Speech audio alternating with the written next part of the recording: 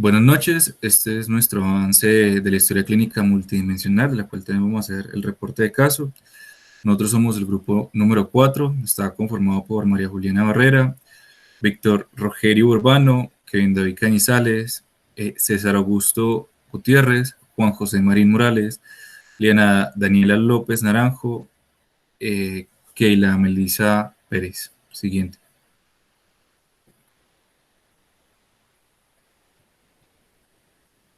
Entonces, sabemos que la historia clínica es un documento médico-legal, el cual pues protege los derechos de nuestros pacientes. Y en este caso, pues respetamos lo que es el anonimato del nuestro, ¿sí? Sin embargo, es una paciente femenina de 54 años de edad, procedente de Roldanillo, es católica, es casada, es ama de casa, pertenece al régimen contributivo y está en la EPS de Comeo. Siguiente.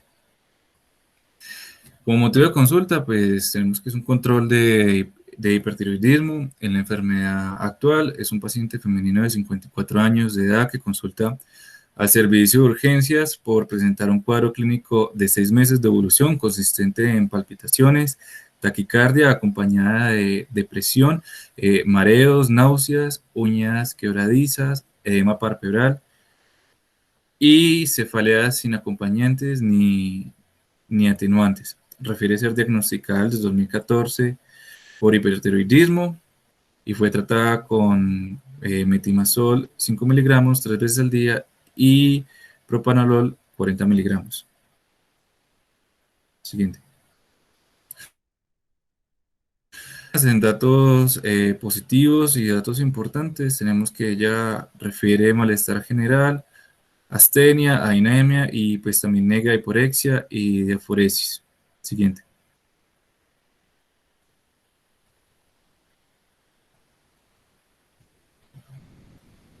Ella niega intolerancia al frío, pérdida de peso, intolerancia al calor, temblor, polidefecación, somnolencia, sequedad de la piel y refiere artralgias y niega dolor, deformidad y también alergias. Siguiente.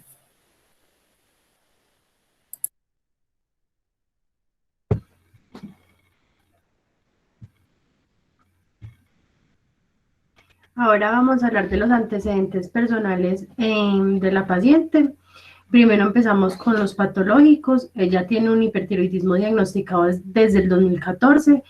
En quirúrgicos se realizó una lipectomía en 1997. Ginecobstétricos tiene gesta 5, partos 3, abortos 2 y cesárea 0, con fecha de última menstruación el 15 de junio del 2020. Y farmacológicos, como ya lo había dicho mi compañero, metimazol 5 miligramos 3 veces al día y propanolol 40 miligramos al día. En antecedentes familiares, pues una de sus hermanas tiene diabetes mellitus tipo 2 hipotiroidismo, perdón.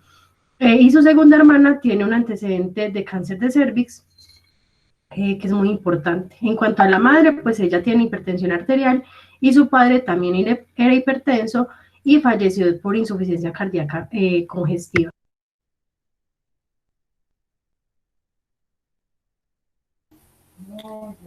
En cuanto al apoyo familiar, pues tenemos que nuestra paciente es la quinta hija de 6 hijos, que tiene una muy buena relación con su madre, que mientras su padre estaba con vida no tenía una buena relación con él, y pues tiene una buena relación con todos sus hermanos. Está casada, tiene su propio núcleo familiar con 3 hijos, vive con ellos, con su esposo, tienen una muy buena relación. Ella nos refería que ha sido un pilar fundamental en todo el proceso de la enfermedad. En cuanto a red de apoyo extrafamiliar, tenemos que pues la paciente es de religión católica, sus creencias están en el catolicismo, cree mucho en Dios, se encomienda mucho a Dios, tiene pues sus amigos que también les han brindado un excelente apoyo extrafamiliar, con los cuales tiene una excelente relación, y su hobby es la floristería. Ella dice que en sus ratos libres le gusta practicar esta actividad. En cuanto al EPS, dice que ha tenido una mala relación con el EPS por la mala atención que ha tenido esta en todo su proceso de enfermedad.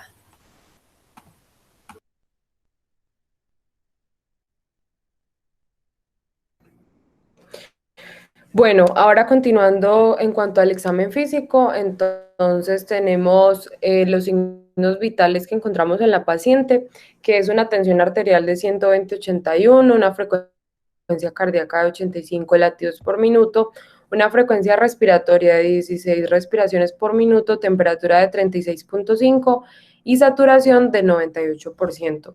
En cuanto a la antropometría, el peso, 78 kilos, talla 1.67 centímetros y encontramos un índice de masa corporal de 27.9. Siguiente, por favor.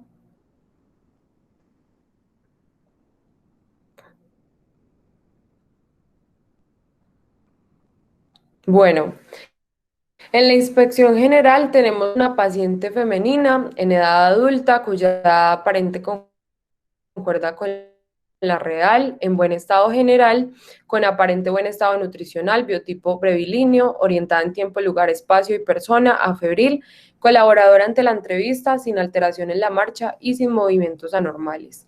Cabeza, normocéfalo, sin masas o tumefacciones, no hundimientos, sin alopecia, cabello bien implantado y no se palpan adenopatías.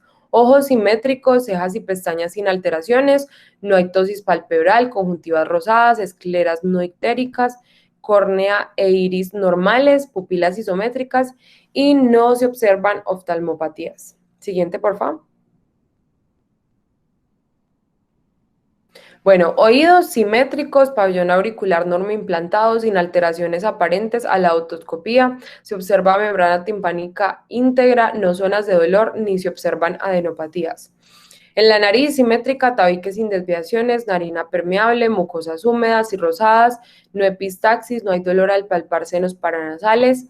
La boca simétrica, labios sin queilitis, mucosa oral húmeda, no alteraciones aparentes, encías normales, dientes completos, orofaringe con pilares amigdalinos y amígdalas sin exudados. Siguiente. Bueno, vamos a describir ahora el examen físico de cuello, el cual es muy importante esta paciente. Entonces, a la inspección móvil simétrico, se observa un agrandamiento de la tiroides a la palpación realizando maniobra de Kirbain. Hay un aumento del tamaño de la glándula tiroides de aproximadamente 8 centímetros por 3.1 por 3.1. No refiere dolor a la palpación, no hay masas, no adenopatías, no ingurgitación yugular, pulso carotidio simétrico y tráquea normal. En lo cardiopulmonar, simétrico, no signos de dificultad respiratoria, no zonas de dolor, sin masas, no cicatrices, no adenopatías, presencia de frémito vocal, claro pulmonar conservado, ruidos cardíacos, rítmicos, sin soplos, pulmones ventilados, con entrada de aire simétrica y con murmullo vesicular presente. Siguiente. Abdomen blando, simétrico, depresible, sin presencia de cicatrices, con peristaltismo conservado, timpanismo conservado, no doloroso a la palpación superficial y profunda. No masas, no hepatomegalia ni esplenomegalia, puño percusión renal negativa y no signos de irritación peritoneal positivos. Geniturinario no lo evaluamos, extremidades simétricas superiores e inferiores, no lesiones de piel, ni atrofias, no edemas, pulsos simétricos, no deformación y con buena movilidad y reflejos. Neurológicos, sin déficit aparente, Glasgow 15 de 15, piel y fanelar de 2 segundos, no palidez, no hay cianosis, no hay ictericia, esquimosis, petequias y no se observan alteraciones en las uñas. Entonces, continuando con lo que es el análisis de datos del caso, decimos que como datos positivos encontramos que en el caso nos encontramos una mujer de 54 años de edad con un diagnóstico de hipertiroidismo desde la fecha del 2014, con tiromegalia grado 1, nodular sin adenopatías, con un manejo con metimazol y propanolol, con antecedentes familiares de hipertiroidismo y un índice de masa corporal de 27.9, que lo que nos indica es un sobrepeso. Listo. En cuanto al análisis de caso, el resumen de datos positivos, todo lo que hemos ya recabado, recolectado, desde el motivo de consulta, la enfermedad actual, el examen físico, revisión por sistemas, sí, los antecedentes, lo que tiene que ver el ecomapa, familiograma y la interacción de nuestra paciente con su entorno. Hemos recopilado unos signos, unos síntomas, unos problemas de contexto, unos síndromes y la situación actual de la misma. Entre los signos y síntomas tenemos que la paciente presentaba, como ya lo habíamos dicho en la enfermedad actual, pues un cuadro evolutivo de 6 meses, ¿sí? De nerviosismo, temblores finos, taquicardia, insomnio, edema palpebral, edema tibial, uñas frágiles, depresión y voz. Sí, que esto corresponde a la clínica típica del diagnóstico que se le dio a la señora en el 2014 de hipertiroidismo, ¿sí? Que lleva más o menos un proceso de evolución de 7 años. Dentro de los problemas de contexto encontramos al momento de hacerle la entrevista que ella tiene eventos o presenta incertidumbre frente al manejo de su enfermedad, ¿sí? A pesar de que su proceso de salud y enfermedad ha sido muy bien tolerado por parte de su red familiar, por su red de apoyo, sin embargo, a la interacción de ella con su enfermedad, con la parte administrativa, con su EPS, que como lo vimos en el ecomapa es un poquito estresante. ¿Por qué? Por las trabas administrativas y las barreras, pues esta siente incertidumbre sobre el manejo posterior a su enfermedad, porque como lo vimos en el resumen de datos positivos y en el examen físico, presenta una megalia de la glándula tiroides como tal. Sí, y también hay que recordar que aparte pues de que presenta un problema de deshormogénesis de base de tiroides, o sea, primario de tiroides, también está a una edad que es perimenopáusica, ¿sí? Porque pues ya tiene 54 años, está muy cercana a entrar en amenorrea, o sea, en menopausia, y esto puede acentuar o agravar o anexar otras condiciones hormonales al problema de base. Tenemos que presentar un síndrome o dos síndromes grandes, que es síndrome de ansiedad y depresión, ¿sí? Que como sabemos, pues tiene que ver mucho con su esfera mental, su salud mental, que se puede ver ahondado, no solamente por el hecho de su proceso de salud y enfermedad, que lleva más o menos 7 años, sino también que el problema de deshormogénesis, de la alteración metabólica, ¿sí? De esa distorsión que se encuentra, pues pueden haber dos detonantes, uno que es el fisiológico endógeno de ella debido a este desequilibrio hormonal, y dos, que al momento de hacer el afrontamiento, ¿sí? De su enfermedad, pues se agravan los síntomas de ansiedad y depresión, porque acordémonos que la ansiedad es un estado de descarga de adrenalina, de noradrenalina a nivel del sistema nervioso central, ¿sí? O sea, hay una descarga simpática en el problema de base que es el hipertiroidismo. Nos refirió que se presenta insomnio, irritabilidad, fatiga, y aparte de esto presenta un síndrome poliganglionar autoinmune tipo 2. ¿Por qué? Porque presenta como antecedente importante enfermedad de Great Basedow, ¿sí? Que es autoinmune, es por desarrollo de autoanticuerpos contra el tejido tiroideo, y que como sabemos, pues la tiroides en el eje hipotálamo hipófisis tiroides, pues tiene que ver mucho con el metabolismo, la adquisición de energía por las diferentes vías y con la utilización de esta en los tejidos, en los diferentes órganos, ¿sí? Entonces por eso lo trabajamos como síndrome poliganglionar autoinmune tipo 2. En la actualidad la paciente se encuentra estable, más que todo con la descarga adrenérgica o simpática, pero persiste el edema palpebral, el dolor retrocular, el insomnio y la depresión.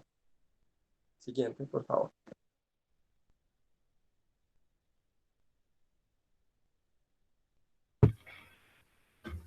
Bueno, entonces seguimos con la contextualización del caso. Aquí lo que vamos a hablar es la patografía de la enfermedad que tiene la paciente. En este caso, pues es el hipertiroidismo, donde tenemos que tener en cuenta primero el periodo prepatogénico y el periodo patogénico. Entonces, en el periodo prepatogénico tenemos que definir la enfermedad hipertiroidea como la cual se va a producir un exceso en la síntesis y en la secreción de la TSH, y tenemos que tener en cuenta que los huéspedes para esta enfermedad pues es la población general, siendo más prevalente en las mujeres. Las etiologías o las causas más frecuentes pues van a ser una enfermedad de Graves, una tiroiditis, unos tumores en la glándula tiroides o en la hipófisis, o un consumo excesivo de yodo, o también por exámenes imagenológicos que lo contengan.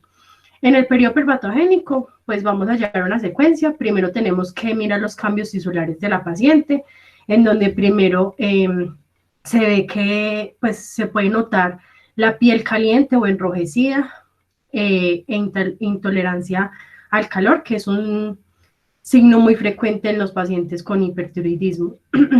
Luego vamos a proceder con los signos y síntomas.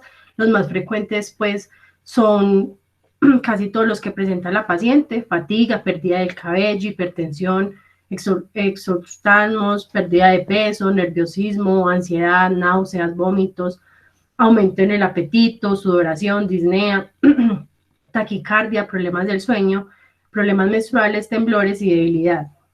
Luego de todo esto, pues se pueden producir unas complicaciones y un daño, en donde lo más frecuente es que los pacientes tengan taquicardia, una frecuencia cardíaca rápida, que lo que va a conllevar es a arritmias cardíacas. También tienen un aumento en el riesgo de padecer osteoporosis y por último el bocio. Las secuelas que pueden presentar estas pacientes o estos pacientes son pues la osteoporosis por el aumento en el riesgo que tienen, y pues el último desenlace es la muerte, pero es difícil pues llegar a esto. Siguiente, por favor. Entonces, en cuanto a los dos periodos de la enfermedad, primero en el perepatogénico, lo que se va a utilizar aquí es la prevención primaria, la prevención a la salud, y aquí lo que se le tiene que advertir al paciente pues es que prevenga el consumo excesivo de yodo, y por otro lado, pues que acuda a la atención médica en el momento en el que tenga alguno de los signos o los síntomas que expliqué anteriormente. En cuanto al periodo patogénico, tenemos la prevención secundaria y la prevención terciaria. En la prevención secundaria tenemos el diagnóstico precoz, en donde primero tenemos que sospechar el hipertiroidismo. ¿Cómo se hace este? Pues con examen físico y con exámenes de laboratorios, en donde se van a medir pues la TSH, la T3 y la T4, o una gamografía de recaptación de yodo radioactivo, que pues es muy importante para el diagnóstico en esta patología, y un ultrasonido de la glándula tiroides.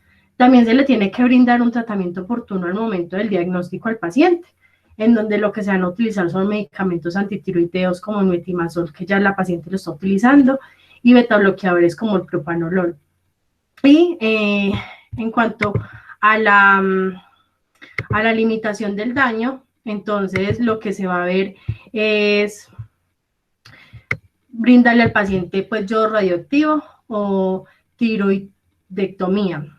Y en la prevención terciaria se tiene que ya realizar la rehabilitación al paciente, en donde lo que se le va a hacer son controles médicos y controles de los niveles hormonales de la TSH, de la T3 y de la T4.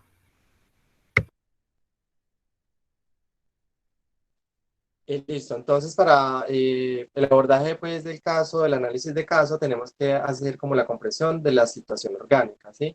Como el abordaje es multidimensional, pues tenemos que partir de la enfermedad como tal, ¿cierto? La parte patogénica, como lo vimos en la historia natural de la enfermedad de la diapositiva anterior.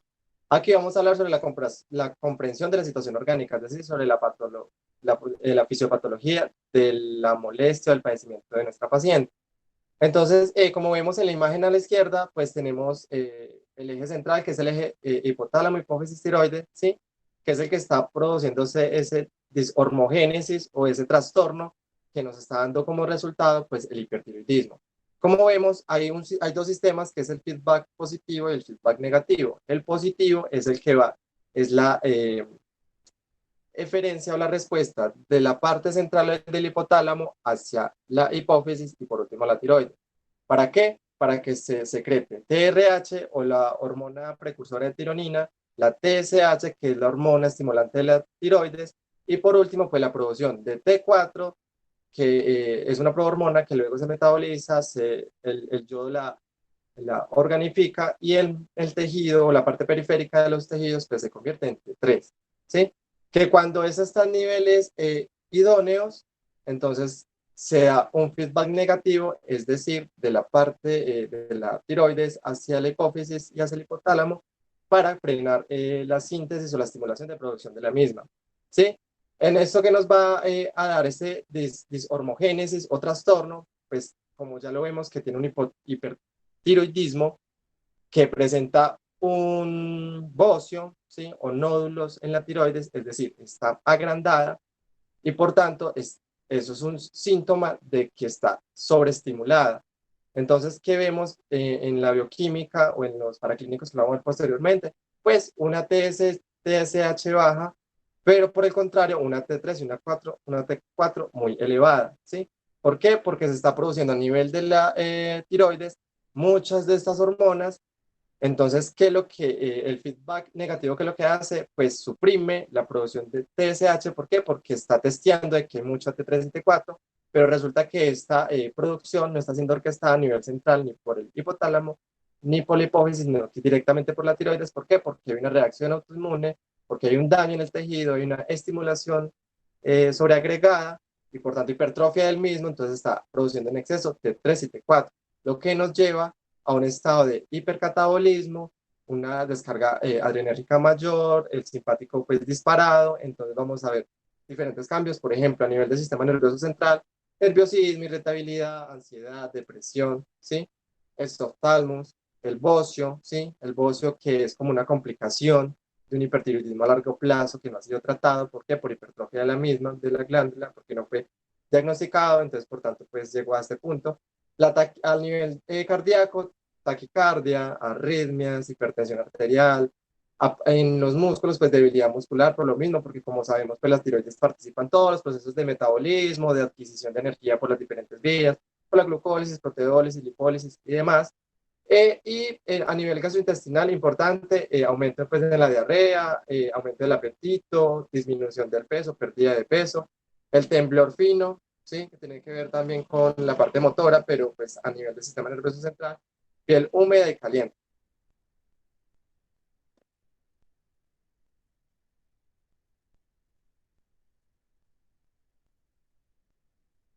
Muy bien, continuando con lo que son los diagnósticos diferenciales orgánicos, nos encontramos con lo que es el adenoma tiroideo tóxico, la tiroiditis aguda de Quervain o la tiroiditis linfocítica indolora, que son diagnósticos típicos de lo que son diferenciales de esta enfermedad. Vale, siguiente.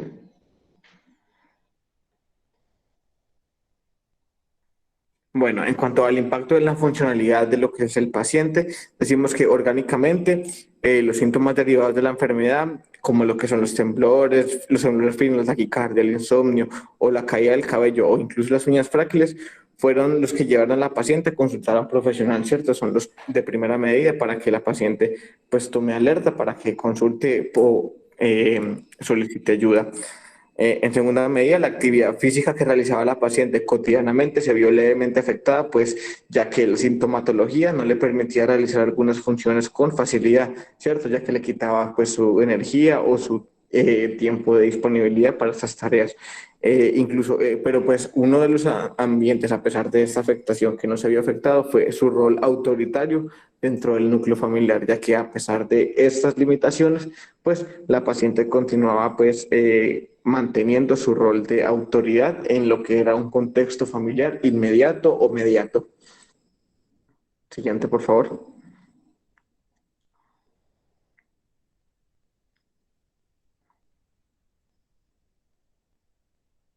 Bueno, en lo que era la correlación clínica paraclínica, nos encontrábamos con que la paciente presentaba una TSH baja y una T4 libre baja, una T4 libre alta, lo que nos pues daba indicios de lo que era un diagnóstico de hipertiroidismo. La gamografía que mostraba un bocio difuso hipercaptante, pues lo que nos confirmaba era el diagnóstico de enfermedad de Graves, base down, ¿cierto? Básicamente por lo que era el tipo de yodo o el tipo de material que se utilizaba para realizar la prueba, ¿cierto? Ya que pues era este el material que captaba en mayor medida. Y finalmente la FSH mostraba niveles bajos debido a que se trataba de una paciente que se encontraba en la etapa de menopausia, ¿cierto? Lo que era considerablemente normal pues por la etapa en la que se encontraba esta paciente de la vida.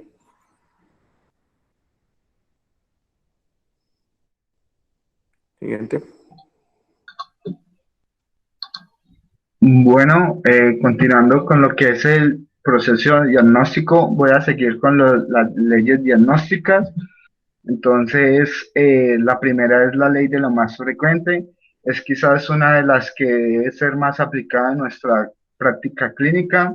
Por ejemplo, cuando nos enfrentemos ante un paciente que tenga palpitaciones, taquicardia, aumento de peso, exoptalmos, edema palpebral, debemos pensar en una patología tiroidea de tipo hormonal y no en un carcinoma de tiroides. Pero es importante no descartar el carcinoma, o sea, lo infrecuente. Hay que siempre tenerlo en cuenta y correlacionarlo. Y también es muy importante saber en qué zona estamos porque la prevalencia de unas enfermedades no son iguales en nuestro país que en otros. Entonces, la ley de Agatha Christie, esta nos dice que cada caso tiene una buena trama de detectives y estos detectives pues se encargan de buscar al culpable.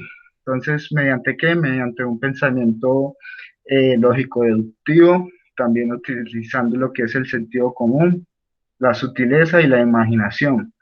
Entonces siempre hay que preguntarse, basado en esta ley, quién es el culpable, en qué circunstancias ocurrieron los hechos, cuál fue el arma, eh, hay cómplices, cuál fue la víctima y cuáles son los otros que están afectados.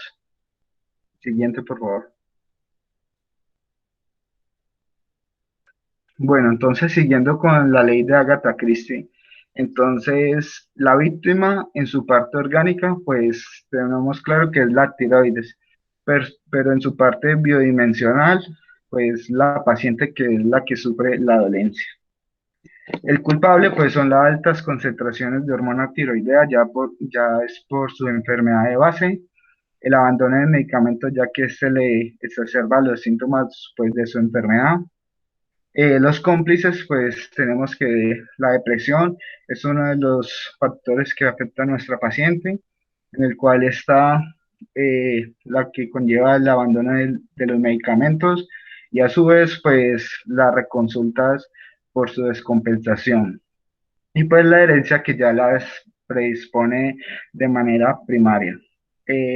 La circunstancia donde ocurrieron los hechos, pues en nuestra paciente fueron unas circunstancias precarias, poco acompañamiento psicológico y emocional, eh, tuvo otros sistemas afectados y otras partes de su funcionalidad, como su hábito de ejercicio se estuvo gravemente afectado y también su ciclo circadiano en el cual ya le causó trastornos de insomnio. La arma implementada pues fue una hiperestimulación de hipersecreción de hormonas de T3 y T4 libres séricas. Siguiente.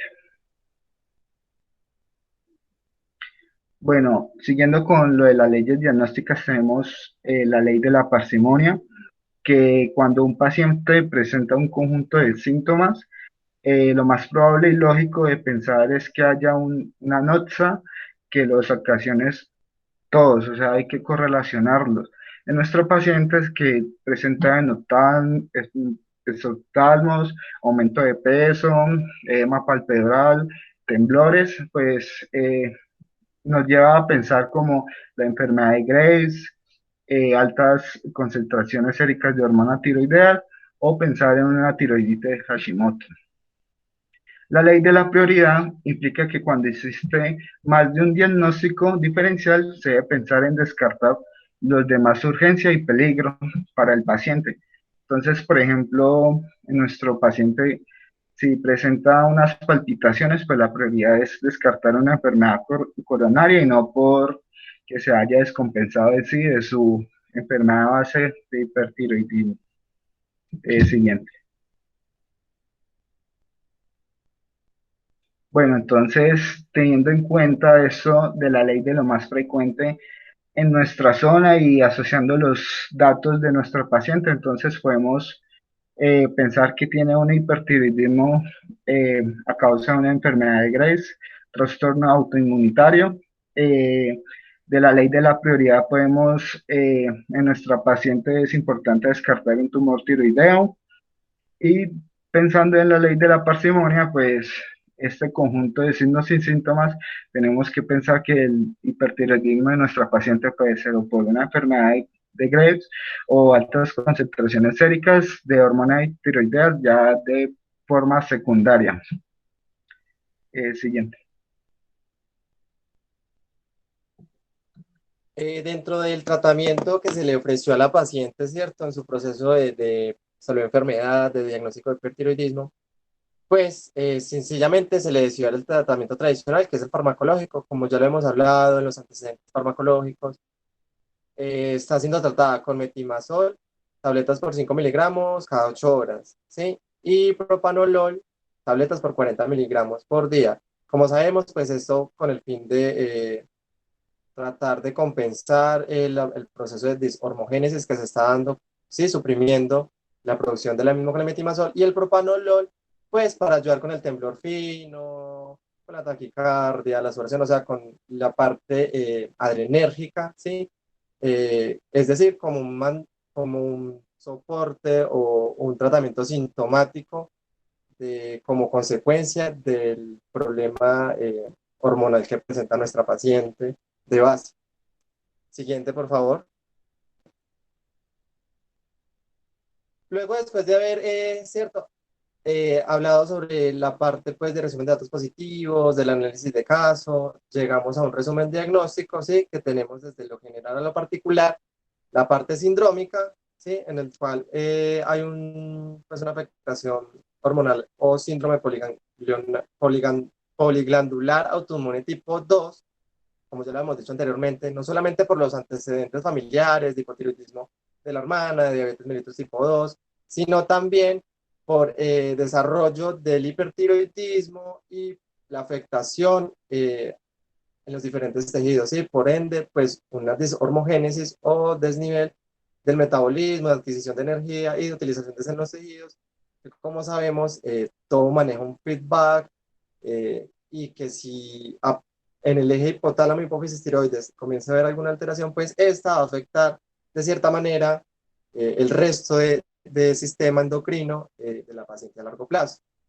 En el etiológico, definitivamente por el antecedente y por la enfermedad de Graves Basedow, pues tenemos que hay una reacción autoinmune de autoanticuerpos o de anticuerpos antitiroglobulina y antitiroperoxidasa, ¿sí?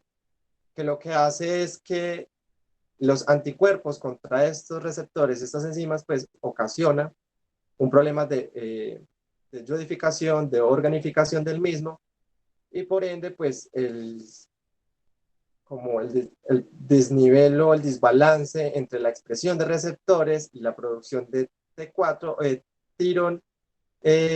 tironina y triiodotironina, al momento pues de metabolizarse y de convertirse en T3 para hacer su función al nivel de los receptores en los tejidos periféricos de nuestro cuerpo. En la parte topográfica, pues lo que presenta nuestra paciente es un hipertiroidismo primario, ¿sí? Primario, ¿por qué? Por el análisis y correlación clínica y paraclínica, en donde encontramos que efectivamente tiene una TSH muy suprimida, muy baja, pero tiene niveles demasiadamente altos de 3, 7, 4, ¿sí? Porque si pasara que tuviera una TSH muy elevada y acompañado de una T3 y T4 elevada, pues podríamos sospechar de un hipertiroidismo secundario, que ya no sería a la glándula tiroides, sino a la hipófisis como tal. No tiene subclínico porque pues sería como la etapa inicial donde se intenta compensar y encontraríamos una TSH baja, pero al contrario, una T3 y una T4 normal, sí, por compensación, pero eso sea como al inicio del proceso y el padecimiento. Lo fisiopatológico, ya lo hemos dicho reiteradamente, la hiperestimulación de la tiroides, y por tanto la hipersecreción de T3 y T4. Y el diagnóstico específico principal, hipertiroidismo, que sería hipertiroidismo primario. Siguiente.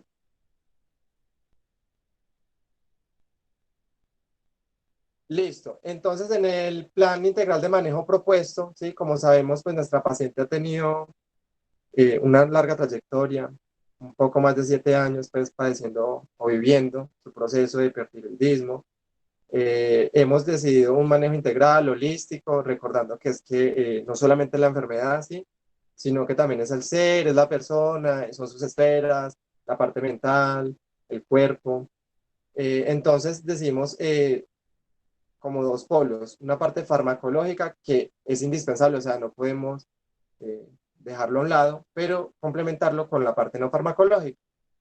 Dentro de la parte farmacológica, pues las guías de manejo pues del hipertiroidismo, pues tenemos que sí o sí tiene que haber supresión del estímulo, entonces metimazol, propanolol para el manejo de los síntomas por el estado hipercatabólico, por la descarga de noradrenalina, de adrenalina y demás. Entonces, igual, metimazol, propanolol.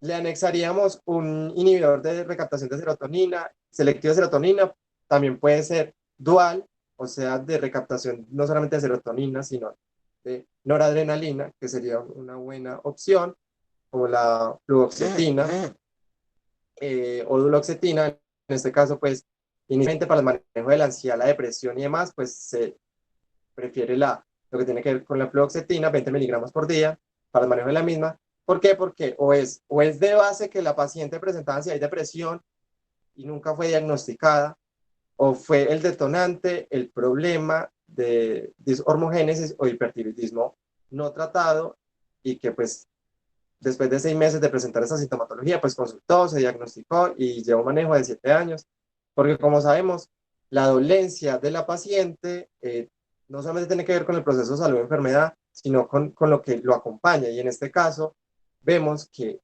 este desorden hormonal, pues afectó mucho de su vida cotidiana, de lo que ella hacía, pues por la sintomatología que le incapacitaba. Y pues con pues el insomnio, la ansiedad, y pues eso se ahonda con la depresión, ¿sí? Que también es una condición muy importante, pues porque no debemos olvidar la salud mental de una enfermedad. Siempre la enfermedad no es solamente la dolencia, es solamente un fármaco, sino que también es lo que viene con ella. Y pues la verdad lo que es la ansiedad y la depresión es algo complejo de manejar y pues como vemos simplemente se le está haciendo manejo a la parte de la patología, de la enfermedad, o sea, del hipertiroidismo, pero se dejó de un lado pues el manejo de lo que venía acompañado. Lo que tenemos en lo no farmacológico es la consulta y control. Tiene que ser interdisciplinar, tiene que ser integral, como lo ofrecen las RIAS, las mías, la 3280. Y es que el abordaje tiene que ser dado. Pues aquí en Colombia casi no se ve médico familiar, aunque creo que la guía ya lo obliga. Es que toda enfermedad, especialmente lo que tiene que ver con desórdenes endocrinos y que afecten la esfera mental, pues tiene que ser abordado por profesionales en el campo. Entonces, no solamente tendría que ser valorada en controles periódicos con el endocrino, sino también con el psicólogo, ¿sí? Para hacer terapias conductivo-conductuales, para el manejo de la ansiedad más que todo, porque pues la depresión, eso sí ya requiere manejo psiquiátrico con medicamentos, entonces también lo que tiene que ver manejo psicólogo, manejo con la psiquiatra para la ansiedad y depresión, con trabajo social, porque pues no hay que olvidar los contextos inmediatos de la paciente, aunque la red de apoyo ha estado siempre con ella en su proceso, pues no se debe dejar a un lado pues lo que tiene que ver como con su atención hospitalaria, con su proceso, con las IPS, con las EPS y con demás, porque el trabajo social tiene mucho que ver con esto, y con la agilidad como de los procesos administrativos. Y en la nutrición, ¿por qué? Porque pues como vemos, uno de los signos que se ve en los pacientes hipertiroideos es la pérdida de peso. Y pues como sabemos, nosotros como médicos generales, pues se puede dar un manejo inicial de la parte nutricional, pero el personal idóneo es nutrición. Entonces no solamente nos tenemos que enfocar en suprimir la hiperestimulación de la glándula tiroides, sino que es que hay que mirar al paciente como un todo, ¿sí? como lo dice ahí, recordar que es una persona, no solo la enfermedad. Entonces, o sea, de eso es mucho de lo que se tiene que hablar, de lo que se puede hablar, sino que pues todo en las guías suena muy bonito, pero pues en la vida real o no se aplica o no se autoriza o sencillamente se olvida la parte integral y sencillamente se va a lo práctico y a lo que genera, o sea, o al foco que está generando el desorden. En este caso, pues es el hipertiroidismo, pero resulta que es que si no se logra o sea, un proceso de estabilidad, pues se van a seguir presentando este tipo de síntomas que pueden agravar o no. Por ejemplo, la ansiedad y la depresión puede hacer que la paciente no sea adherente al tratamiento. Y pues si la paciente no es adherente al tratamiento, pues por mucho metimazol que le ordenemos, pues la paciente no va a tener la intención, la voluntad de querer mejorar, de querer estar bien, entonces pues no vamos a hacer nada. Y la adherencia al tratamiento es fundamental. Y la adherencia no se logra con una fórmula cuando usted le diga que es que tiene que tomarse esa pastilla cada 8 horas en ayuno, señora, y vaya para la casa, como pasa con muchos médicos, tristemente, pero es la realidad. Entonces, lo que nosotros como grupo planteamos es que el manejo tiene que ser integral, integral con todos los profesionales de la salud que tienen que ver con el caso de nuestra paciente como tal. Creo que aquí pues termina lo que tiene que ver con el avance de nuestro caso de nuestra paciente X de 54 años que tiene como diagnóstico hipertiroidismo desde hace 7 años y que está en tratamiento, pero pues como vemos es el tradicional que solamente tiene que ver con el tratamiento farmacológico y no con, como lo hemos dicho, con la parte holística o como nos lo han enseñado desde la historia clínica multidimensional para el abordaje de los pacientes como futuros egresados de nuestro programa. Muchas gracias.